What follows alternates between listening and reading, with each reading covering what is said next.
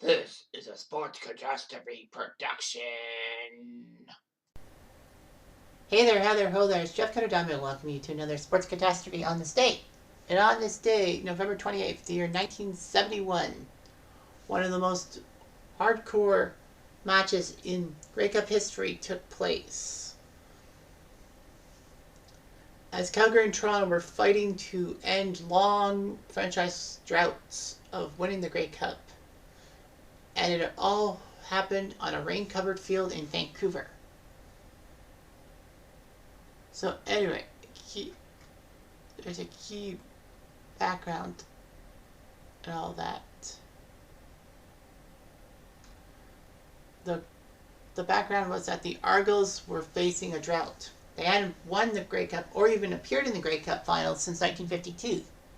So they were trying to make things happen and all that. Calgary were making their third appearance in the final in 4 years, but their other two appearances were Grey Cup losses, so they couldn't believe their luck. They hadn't won a Grey Cup since 1948, so that was a 22-year drought. Toronto's drought was 18 years. So the Argos were 10-4, facing the 9-6-1 Calgary Stampeders.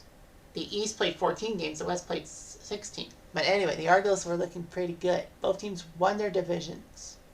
Toronto was made to be the favorite because of their record and the fact that a star rookie quarterback, you may know him, and you may forget that he played in the CFL to start his professional career. It was Joe Theismann. And the 71 Grey Cup was the first time that grass was not used as a field. Vancouver's Empire Stadium, the predecessor to BC Place, actually decided to put Tartan Turf on, which is kind of weird because there were Grey Cup games held at Empire Stadium and they were on grass. But I don't know why they put it on Tartan Turf. Probably make BC a bit faster, but yeah, the Lions weren't that great in that 1971 season. So it was just amazing. However, the only problem was that the Tartan Turf did not support a lot of rain, and Vancouver is known for its rain. So field conditions were poor. A steady downpour left sheets of water over the artificial turf at Empire Stadium. So if you were watching on TV in color, if you were lucky to get it on color, you would see how weird the field is technically. Calgary got a touchdown as Jerry Keeling threw the ball to Herm Harrison, who made a great one-handed grab. There was a field goal by McMillan, making it 7-3. But Jesse Mims scored another touchdown, and Calgary was up 14-3 after one half. The third quarter, Theismann was actually replaced by Greg Barden, but they couldn't do anything about it. So they decided to go back to Theismann. And then after the punt return for Calgary, Jim Seeley dropped the punt. It was recovered by Joe Fujek, who decided to lateral to Roger Scales for the touchdown. They scored that, and then a field goal to make it 14-10.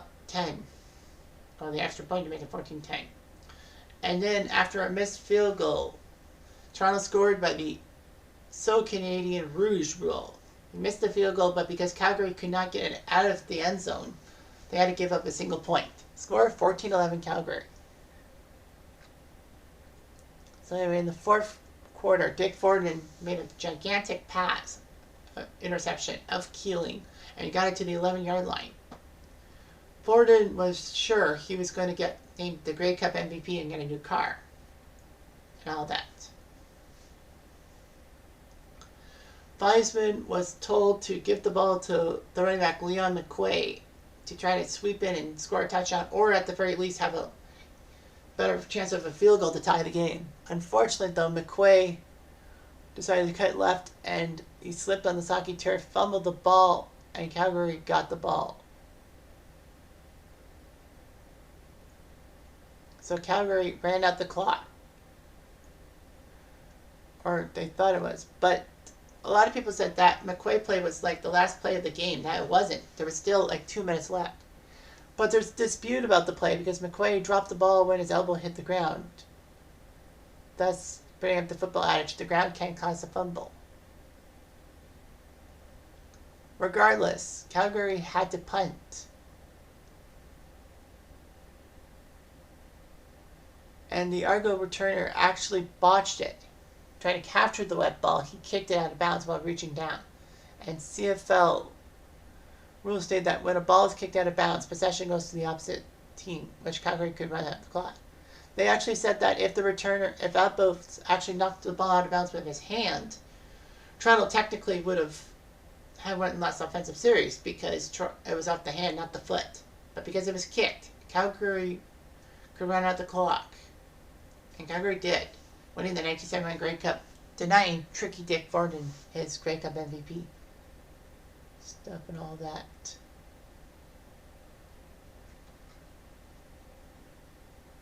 So, anyway, most valuable player was Wayne Harris, if you must know. So, anyway,